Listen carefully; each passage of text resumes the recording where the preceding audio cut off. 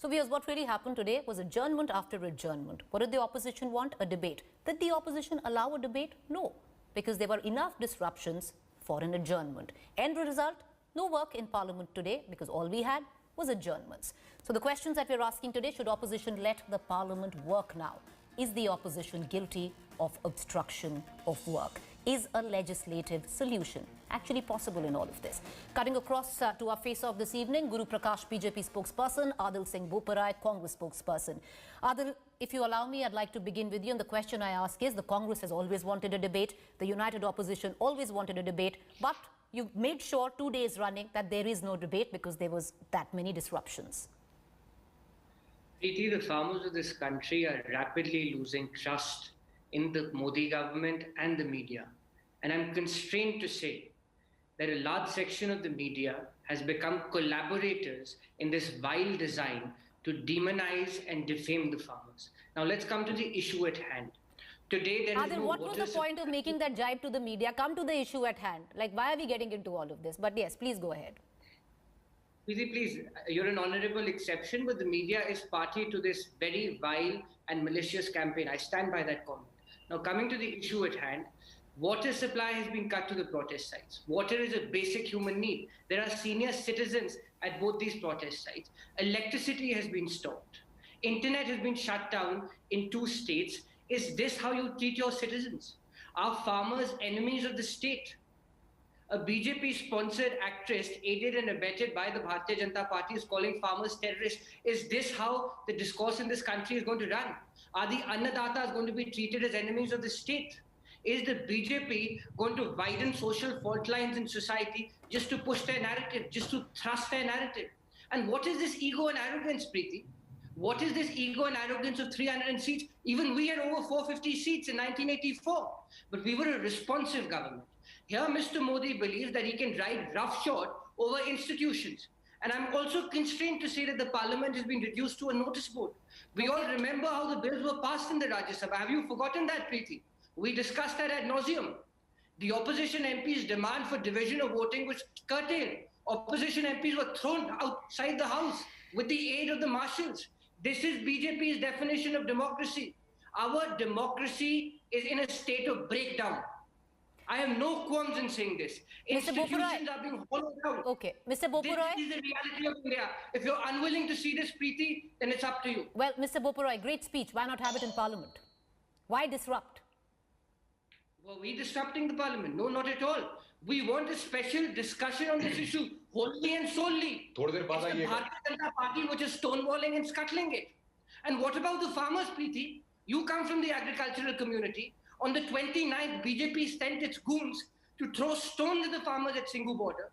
They were standing alongside the policemen and throwing stones. Has there been any action? Has the Home Minister commented on this? Is this not breakdown of law and order? Okay. How many people in the media have questioned the Home Minister on this? Okay. Mr. Boparai, I actually come from the defense community, not the agriculture community. But having said that, I want to cut across to Guru Prakash. Mr. Prakash, the fact is, the opposition is asking for a special session to discuss and debate the farm laws, which the government did not allow earlier. And we all know that because there was no deliberation, there was no discussion. It was passed by an ordinance, all 3 laws. Why not allow them that special session? Preeti ji, I was patiently listening to my friend from the Congress party. I would like to remind him that as far as the trust in the government is concerned, the barometers are the elections. And the country over the course of the last 10-12 months have seen BRS in the election and almost 10 smaller elections as well. And as far as the trust is concerned, I think the people of India have given their Janashirwad to Bharatiya Janata Party. Second, as far as handling of protest is concerned, I would like to remind my friend that it was 1966 when there was a protest by Sadhu Sant Samaj at the Parliament of India, and sadhus were shot. Unki hatya kar di gayi thi. 1998. It was the farmers' protest. They were shot at in Madhya Pradesh. So we don't need lessons from the Congress party on handling protest. As far as the discussion part is concerned, Preeti, I agree with you that, and even as I read from one of the reports from Indian Express, it is suggesting that apparently there is a consensus now between the opposition party and the government that they have allocated 5 more hours to discuss the motion of thanks, and in that 5 more hours, the discussion is going to happen on the farmer issue as well. The problem is that when you start the session, when you set the context by boycotting the speech of the President of India. Now, let me remind you that the speech of the Honorable President of India is a constitutional institution.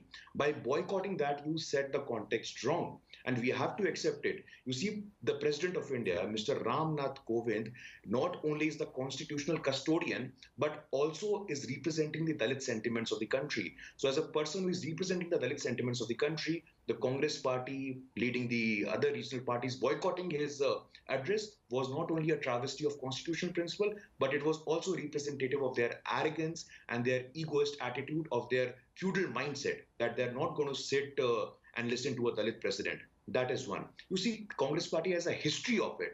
They have done disservice to the legacy of Baba Saheb Ambedkar. They have done disservice to Babu Jagjeevan Ram. So apparently this is something which is expected from the Congress party. As far as the benefits to the farmer brothers and sisters are concerned, Honorable Finance Minister gave a detailed budget. Almost 46 lakh farmers have benefited from the sale of wheat. Almost 1.5 Why no special session, farmers. Mr. Prakash? Why no special session? You didn't debate it ever in Parliament. You passed these laws through ordinances during a pandemic. Why not hold a special session now? What's stopping you?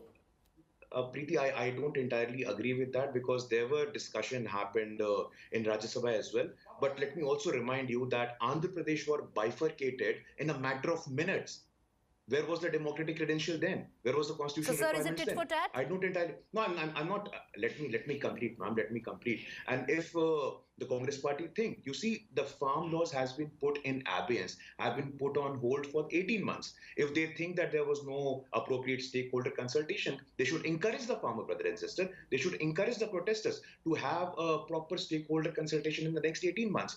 You see, we don't need lessons. Actually, we don't need lessons from the Congress party, because there has been only once when the constitution was bypassed. It was 1965, 1975, I beg your pardon. I need when to, the emergency was Mr. imposed in the Prakash, country. Mr. Prakash, let me cut across to Adil Singh Bopura. Mr. Bopura, yes, you wanted to come in. Preeti, I'm extremely grateful to my friends from the BJP for not taking us back to the 15th century. Point number one. Point number two, I must remind him that 180 Indian citizens, quote unquote Indian citizens, have lost their lives at the protest site. The least one can expect from a human being is to express a word of sympathy and compassion. Number two. Number three, the Bharatiya Janata Party believes that using a certain section of their propaganda arm, they can get away with anything in this country. This is exactly what they've been doing, issue after issue since 2014. Let me tell my friend from the Bharatiya Janata Party, the more you defame us, the more you malign us, the stronger will be our resolve. You don't know the history of the farmers of this country. Please read up on their history. Point number three. Point number four, Preeti, you, I, and my friends from the Bharatiya Janata Party and every other citizen in this country cannot live without water. Water is a basic human need. We're in 21st century India. We take pride in being called the largest democracy in the world. Today, water supply, and this needs to go out to the rest of the country. Today, water supply to Tikri border, to Ghazipur, to Singhu border has been stopped. This is Mr. Modi's new India. And there are thousands of women. There are thousands of ex-servicemen. There are thousands of senior citizens at all these protest sites. This is Mr. Modi's track record when it comes to basic human rights. All right, I understand, Adil, I understand senior citizens, I understand all of that, but women I don't get. It's fine. Women as well as men can live without water if they're in protest. But having said that, you've made your point. You've made clear points. I want to just quickly go back to Mr. Guru Prakash. Mr. Prakash, it could have been a slip of tongue, but as an anchor, it's my duty to correct you. The date was 1975 of emergency, not 65. But yes, you wanted to come back for a rebuttal. I did beg your pardon, and I made that correction when I was making that observation. Maybe I didn't hear you. I'm sorry. But yeah. But let me remind my friend from the Congress party that a sitting member of Parliament from the Congress party, Mr. Ravneet Singh Bittu, has been acting as an ambassador of the Congress party since the protest started. It was his observation that lashe bich jayengi. I seriously don't understand this. Mr. Ravneet Singh Bittu and the likes of many such leaders from the Congress party. Now I am told that they have also agreed to extend legal aid to these people. I seriously don't understand. I hope you give me the same time which you gave to my friend. So you see, in a democracy, ma'am, in a democracy, discussion is supreme. And I sincerely hope that We have a strong opposition. This is what also the Honorable Prime Minister has been suggesting. As far as his comments on New India is concerned, let me tell my friend, in the New India, it is the Dalits, tribals, OBCs who are occupying critical decision-making positions. It is the politics of partnership, not the politics of patronage, which you have been practicing since the last 7 decades. So we don't need lessons. We don't need sermons from you on governance. We don't need sermons from you on handling protest. You should go and have a look at your track record, Preeti. Okay, all right. 5 seconds, Adil. Okay, 5 seconds, Adil. I need to close the bulletin. Come on, quickly. What the BJP has been propagating is the politics of labeling. Anybody who disagrees with them is immediately labeled as an anti-national. This is your track record, sir. All right, okay. Gentlemen, can I just close the show from both your permission? Appreciate you both for joining us. All I hope is that we see business in Parliament tomorrow. And for those who want to see debate over farm laws, we finally see debate, not adjournments. Hello everyone, this is Rahul Kamal here. Hope you enjoyed this video. For the latest news and analysis, like and subscribe the India Today YouTube channel and don't forget to press the bell icon to stay updated.